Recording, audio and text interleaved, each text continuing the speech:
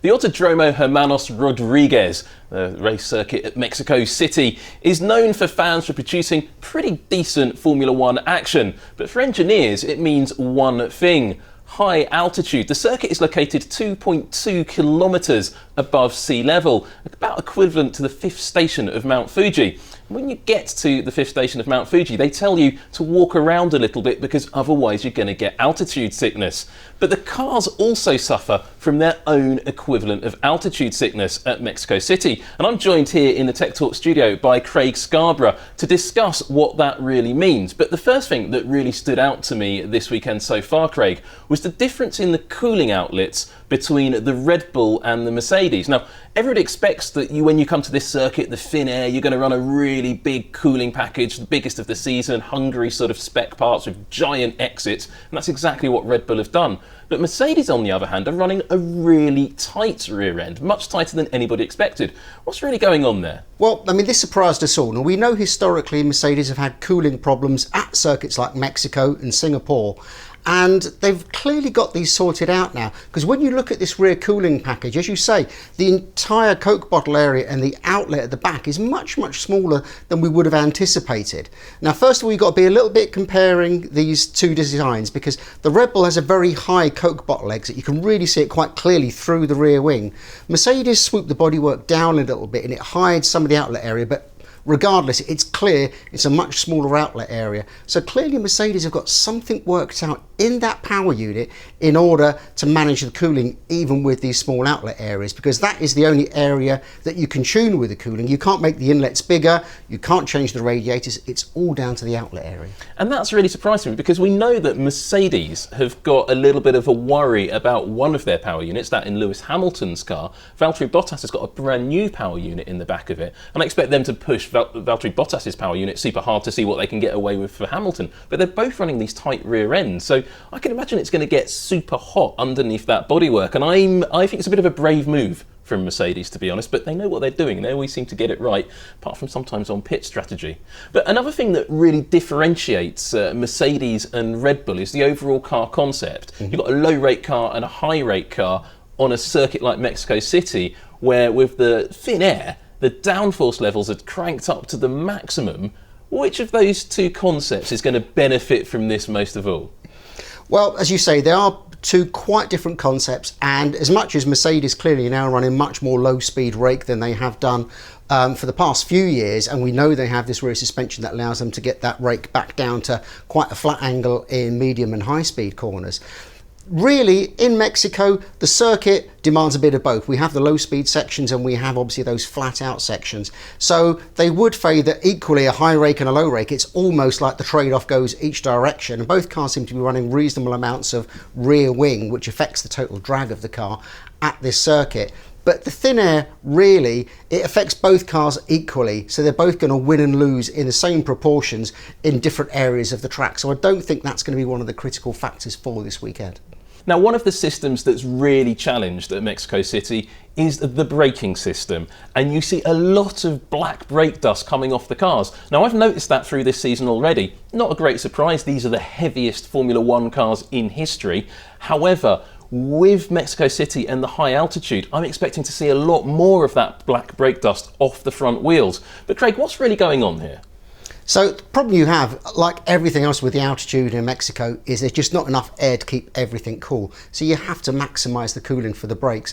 And cooling on brakes is important because you've got to get them in the right temperature window. Not too hot, not too cool. And if they do get too hot, there's really kind of no way back other than backing off. Well, we'll come back to that in a minute, because I wanted to take a look at some of the setup options the teams have opted for in free practice, and we can see that when we take a look at some of the cars here. Now, here's the Red Bull front brake disc. Now, the front brake discs of all of the cars are supplied by one of three companies. They've got a choice of three different companies who can supply this. I think Red Bull are running a Brembo disc here. It looks like that to me, but I'm not entirely sure. Now, what you can see are these drillings on the leading edge of the brake disc. These are little cooling drillings, and they're really precisely engineered, and depending on which circuit you go to, you have different drilling patterns. Brembo, the Italian brake company, who are probably the leaders in Formula One at the moment, though the teams don't tend to tell us exactly which company they're using. The other two companies are Safran, a French company, and Hitco, an American company. But I think these ones are Brembo's. What they tend to do is they give you a different set of options for your front brake disc. So Brembo give each driver a set of 6 different options for their front brake for the season. So you have a high cooling demand, which I think these ones are on the Red Bull. Then you have a medium cooling demand with fewer of these holes, and then a low cooling demand one with fewer holes again. But as you look through some of the different cars, you're going to start seeing different approaches. So have a look here at the Mercedes. It looks like Mercedes have gone for pretty much the same option as Red Bull in terms of the cooling setup, the number of holes. But it does look to me that maybe they're running slightly fewer holes on it. But this is the other setup I wanted to draw your attention to. This is definitely a Brembo disc, and this is something you see on a number of different cars. This is on McLaren, and you can see it's the high cooling package with the, I think, 1,480 drillings around the disc, and they're really complicated on the inside of this carbon disc. But you can see this little groove in the disc. This is also to aid with the cooling of the front brake disc. Clearly the McLaren engineers and drivers decided that that was the right option for them to use for this Mexican Grand Prix weekend. You will also see some changes through the weekend to the actual brake cooling ducts as well.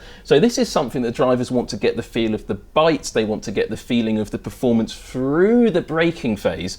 But you will see, and you see it very clearly here on the Alpine, the dish on that there. And now, Craig, when you're seeing these different brake cooling setups, what are the optimum temperatures that the teams are aiming to get the brakes into? Because sometimes here the brakes are too cold, and we also sometimes hear that the brakes are too hot. So where are they trying to keep these brakes in terms of performance? Well, the performance of the carbon braking material really has improved over the decades in which Formula One have been racing with it. It used to be you had to get them very hot, and then you couldn't get them too hot. Now they've actually brought that lower working temperature right down to about 400 degrees C, which is relatively low for this sort of setup. But really you want it to be up towards 600, and then as you're going through a braking event, they will peak at about 1,000 degrees C. And that's the point where they're glowing bright red.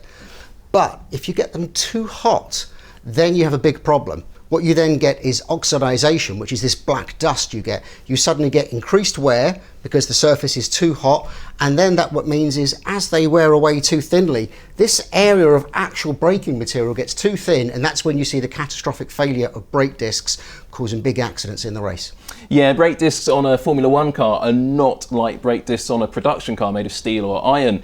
That they don't wear a little groove in that you might see when you take your car to the garage for your annual safety check. Instead, a Formula One brake disc will wear a little bit like that, but when it does fail, it literally explodes, and suddenly the driver's got no brakes and will go sailing off the track. And in this high altitude conditions at Mexico City, that's a real risk for a lot of the teams, and they've got to be very careful about how they manage the brakes. So high altitude doesn't just affect the setup of the cars, does it? It affects the drivers and the team as well. They've got to be just at peak performance in those high altitude conditions. That's right. Well, it affects the drivers. Obviously, they've got, a physical job in the cockpit, but there's lots of other physical jobs around the pit lane and the paddock. So the mechanics, for example, obviously preparing in all of their fire gear for pit stops, but people throughout, you've got all of the engineers, you've got even us media up in the media centre, lots of people working in this thin atmosphere. It can be a challenge.